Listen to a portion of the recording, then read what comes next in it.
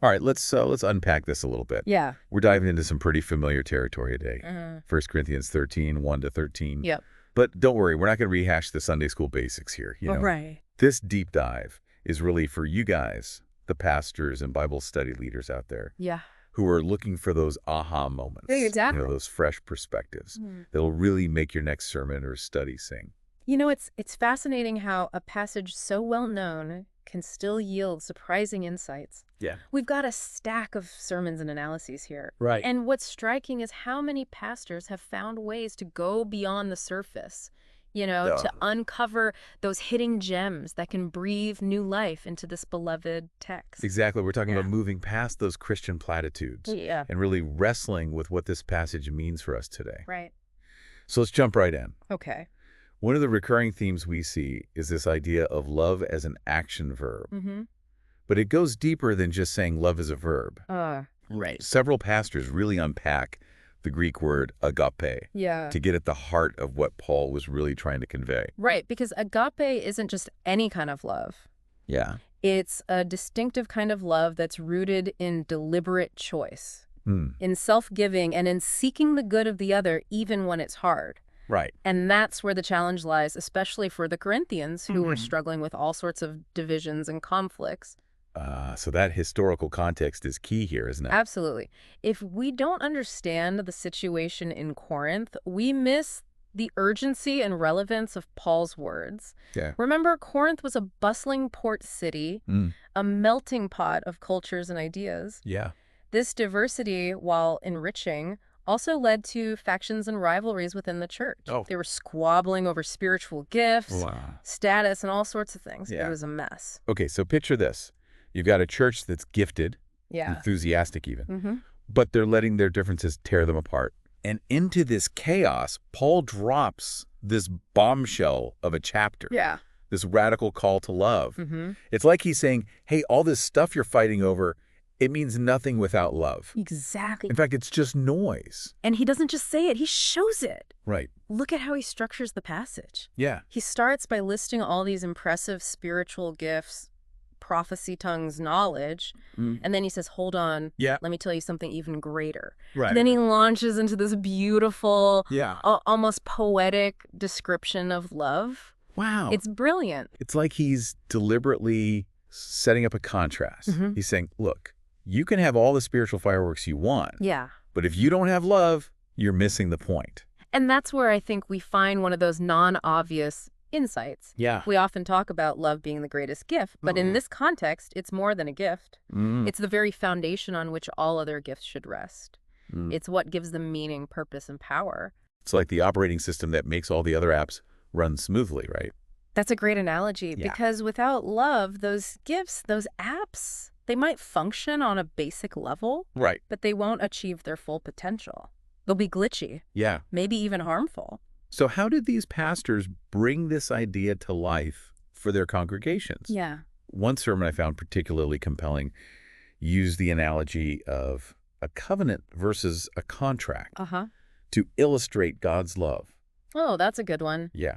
What I find interesting about that analogy is how it challenges our assumptions about our relationship with God. Okay. Often we approach faith like it's a transaction. Yeah. If I do this, then God will do that. Yeah. But a covenant, as this pastor pointed out, is different. It's more like a marriage, right? It's based on commitment, loyalty, and a deep, abiding love that doesn't depend on our performance. Exactly. And that's how God loves us. Not because of what we do, but because of who he is. It's a love that's freely given, unmerited, and unwavering. Okay, so let's unpack this covenant idea a bit further. Yeah. Because I think it gets to the heart of what makes a group so unique and challenging. All right.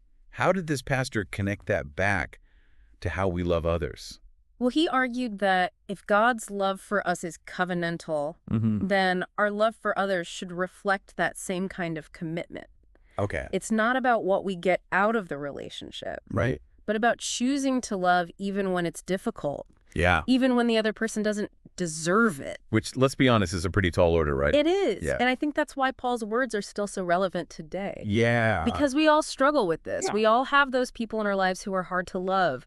But 1 Corinthians 13 reminds us that love isn't about feelings. Right. It's about action. Right. It's about choosing to put the other person's needs above our own, even when it costs us something. And that, I think, is where the rubber really meets the road. Because it's easy to love the lovable. Exactly. It's the difficult people who really test our capacity for agape love. Right. And I think that's what these pastors are grappling with, how to translate this lofty ideal into practical everyday living. And that's what we'll be exploring as we dig deeper into these sermons.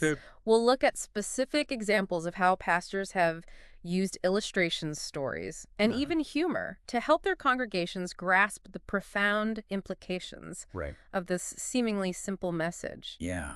Love is the answer. Now, before we move on to some of those specific examples, I think it's worth taking a closer look at one particular aspect of this passage that often gets overlooked. You're talking about that line where Paul says, love never fails. Yes. Right. Because when you consider the context, that statement takes on a whole new level of meaning. Remember, these Corinthians were obsessed with spiritual gifts. Right. Especially those that seemed flashy and spectacular, like prophecy and tongues. And Paul's saying all those things will eventually fade away. Yeah. But love endures. It's the one thing that will never disappoint, never let you down. And I think that's such a powerful message for us today. Yeah. Especially in a world that's constantly chasing after the next big thing, the next trend, the next quick fix. Yeah. 1 Corinthians 13 reminds us that true fulfillment, lasting joy, that only comes from love. That's right. And that's where I think those sermon illustrations become so crucial. They provide a bridge between the abstract concepts and the lived experience of our congregation. Absolutely. One pastor used the image of a bonfire to describe love. Oh, yeah. He said, you can't just build a fire and walk away. You have to keep tending it, adding fuel, making sure it doesn't die out. What's brilliant about that analogy is that it highlights the active nature of love. Right. It requires effort, attention, and intentionality. Yeah. It's not a passive feeling. Right. It's a choice we make day in and day out. And it resonated with me because it challenges that romanticized notion of love that we often see in movies and books, you know, that love conquers all kind of sentiment. This pastor was saying, yes, love is powerful. Yeah. But it's not magic. Right. It takes work. And I think that's a message that pastors and Bible study leaders can really lean into. Yeah. Because it speaks to the reality of our human experience. Right. We all know that relationships take effort. They require us to show up, to be present, to forgive, to persevere, even when it's hard. Another pastor used a completely different image, one that I would never have thought of in a million years. Oh, really? He compared love to an emulsifier, like egg yolks and mayonnaise. Okay, I have to admit, when I first read that one, I was like, huh? Right. But then he explained it, and it actually makes a lot of sense. Right. He talked about how oil and vinegar on their own, they just don't mix. Right. They separate and stay divided. Yeah. But when you add an emulsifier like egg yolks, it binds those disparate elements together, creating something new and cohesive. And his point was that love is kind of like that. Yeah. It has this incredible power to bridge divides, to bring together people who seem completely different. Right. To create unity where there was once only discord. And again, I think that's so relevant to the Corinthian context. Right. Where the church was fractured by all sorts of divisions. Yeah. Paul was essentially saying, look, you guys need an emulsifier. You need love to bind you together, to overcome these differences, to create a truly unified body. Speaking of unity, one pastor used the analogy of a bridge to illustrate how love connects us to God and each other. Right. He talked about how a bridge spans a gap, creating a pathway between two separate points. And he said that love does the same thing. It bridges the gap between us and God, and it bridges the gaps between us and our fellow human beings. I love that image. Yeah. So simple, yet so profound. And it really speaks to the transformative power of love. Yeah. It has the ability to connect, to heal, to make whole what was once broken. And that brings us to another important aspect of love that several of these sermons touched on. Okay. The challenge of loving those who are difficult to love. Right, because let's be honest, loving the lovable is easy. Exactly. It's the difficult people, the ones who rub us the wrong way. Yeah. The ones who test our patience and our compassion. Right. Those are the ones who really challenge us to live out the kind of love that Paul describes in 1 Corinthians 13. Absolutely. And one pastor shared a story that really stuck with me. Okay. He was talking about a woman in his church who was notoriously difficult. Okay. She was gossipy, judgmental, and constantly stirring up drama. Yeah. And he admitted that he really struggled to love her. Oh, I think we've all encountered someone like that in our congregations. Well, people who make you want to pull your hair out. Exactly. So what did this pastor do? Well, he said he prayed about it, and he kept reminding himself of that verse in 1 Corinthians 13 that says, love is patient, love is kind. Yeah. And he decided to make a conscious effort to see this woman through the lens of God's love, Okay. to focus on her good qualities, and to extend grace even when she didn't deserve it. That must have been incredibly difficult. It was, but he said that over time something amazing happened. Oh, wow. As he chose to love her, even in those small everyday interactions. Yeah. His heart began to soften towards her. Wow. He started to see her pain, her loneliness, the insecurities that were driving her behavior, and it changed his whole perspective. That's such a powerful example of how choosing to love, even when it's hard, can actually transform us. Yeah. It can break down our prejudices, our judgments, and open our hearts to a deeper level of compassion. And it can also have a ripple effect on those around us. Right, because when we choose to love the difficult people in our lives, it sets an example for others to follow. Right. It creates a culture of grace and forgiveness. Yeah. A space where people feel safe to be themselves, flaws. And that, I think, is at the heart of what it means to be a church. It's about creating a community where love is not just a word, but a way of life. Yes. Where we choose to love, not because it's easy, but because it's right. Right. Because it's what Jesus calls us to do. And it's a message that the world desperately needs to hear. Absolutely. Because in a world that's increasingly divided, polarized, and filled with hate, the message of 1 Corinthians 13 offers a radical alternative. It's a message of hope, of healing, of reconciliation. Yeah. It's a message that love in its purest form has the power to change everything. Now, you mentioned earlier that some pastors even used humor to illustrate this passage. Yeah. That sounds intriguing. Well, one pastor who's known for his witty sermons decided to take a more lighthearted approach to this rather serious topic. Right. He started his sermon by saying, okay, folks, I know this passage can feel a bit preachy, a bit Hallmark cardish. Right. But bear with me because I think there's actually some humor to be found in these verses. Okay, I'm hooked for that. He focused on that part where Paul lists all the things that love is not. Love is not envious or boastful or proud. Right. It does not dishonor others. It is not self-seeking. It is not easily angered. It keeps no record of wrongs. Yeah. And he said, if you think about it, that's basically a description of every reality TV show ever made. Oh, that's hilarious. Right. He said, think about it. Yeah. Envy, boasting pride, dishonoring others, self-seeking anger, holding grudges. Those are the driving forces behind most reality TV drama. And then he went on to say, but here's the thing. Yeah. That's not how God calls us to live. Right. He calls us to a higher standard, to a love that transcends all that pettiness and drama. I love how he used something so familiar, something that people can relate to on a cultural level to make a deeper theological point. Right. It's brilliant. Exactly. It makes the message accessible without watering it down. And it's a reminder that even serious topics like love can be approached with a touch of humor. It doesn't diminish the message. In fact, it can actually enhance it by making it more engaging and memorable. So we've talked about analogies, stories, and even humor.